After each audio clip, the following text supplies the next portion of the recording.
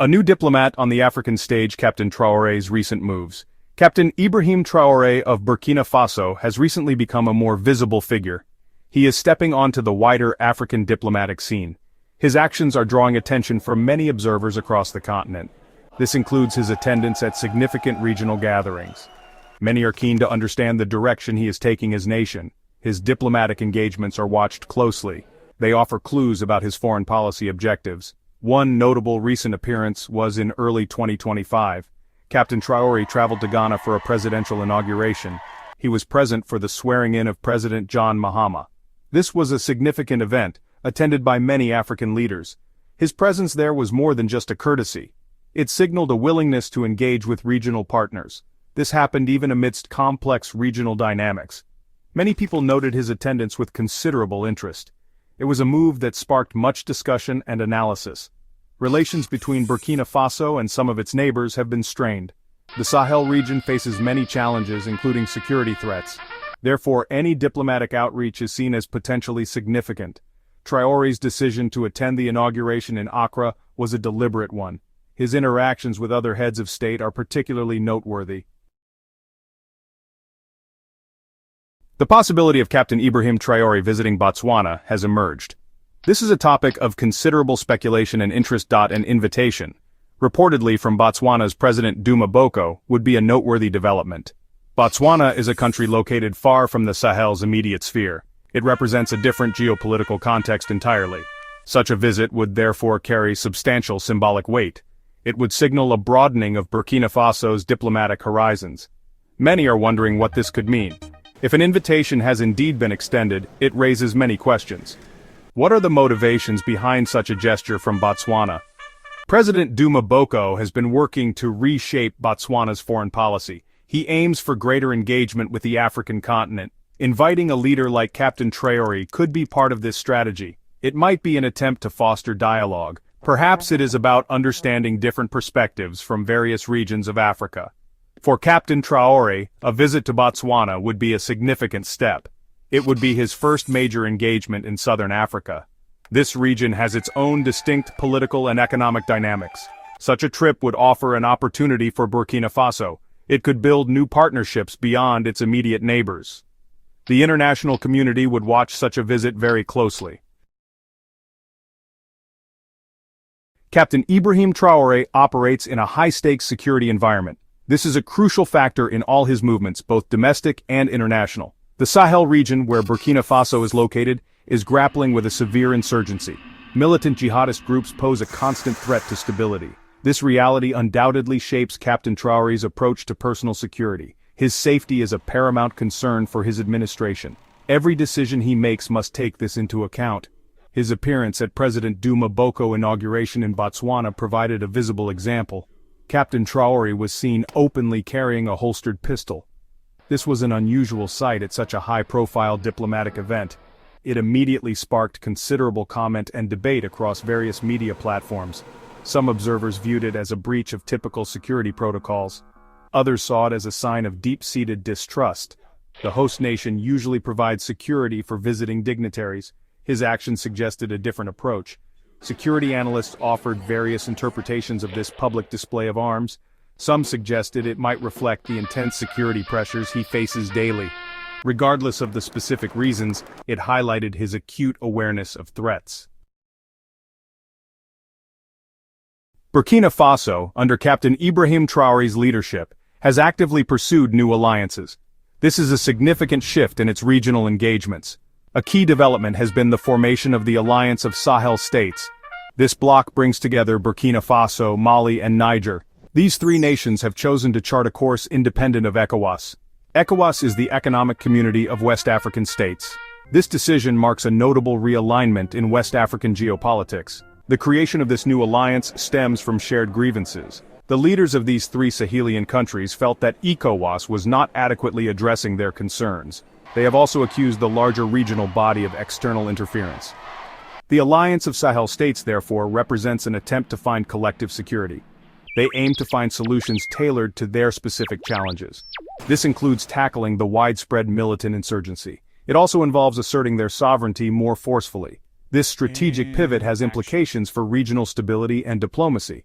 The decision to break away from ECOWAS has created new fault lines. It has also opened doors for different kinds of partnerships. Captain Traore's diplomatic activities, such as his visit to Ghana, occur within this new framework. Section 5. Botswana's Open Hand. President Boko Diplomatic Vision. Botswana's current foreign policy is largely shaped by President Boko. He has adopted an approach that contrasts with his predecessor, Boko. President Boko has prioritized improving relations with regional and continental allies.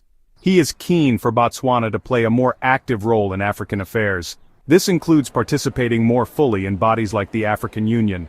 His vision is one of greater engagement and cooperation across the continent.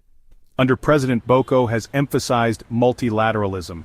The country respects the United Nations Charter. It is committed to maintaining world peace and order.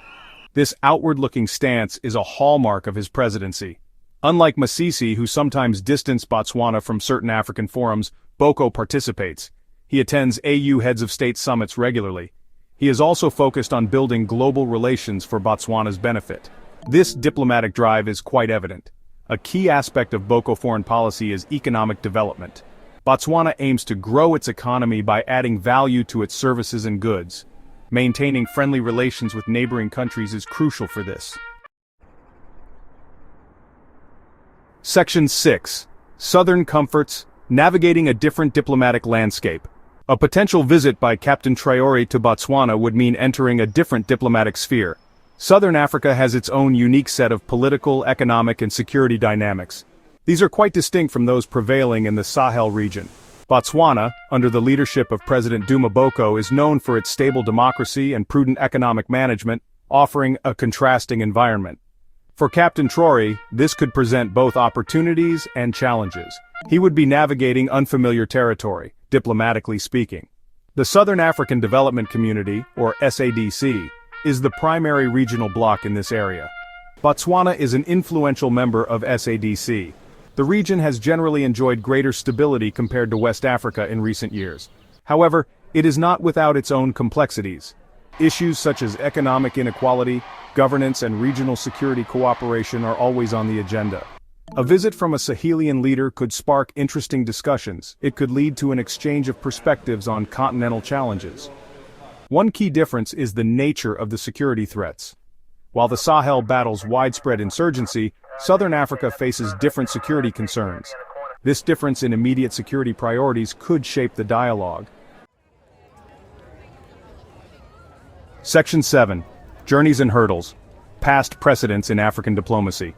The potential travel of Captain Traore to Botswana occurs against a backdrop of varied diplomatic experiences. The movement of African leaders across the continent is not always straightforward. Recent incidents highlight the sensitivities that can sometimes arise. These precedents offer a useful context for understanding the complexities involved. Diplomatic visits are carefully managed affairs for good reason. They can sometimes become focal points for existing political tensions. One recent example involved Botswana's current president, Mokgweetsi Masisi. In March 2025, Masisi was reportedly denied entry into Luanda, Angola.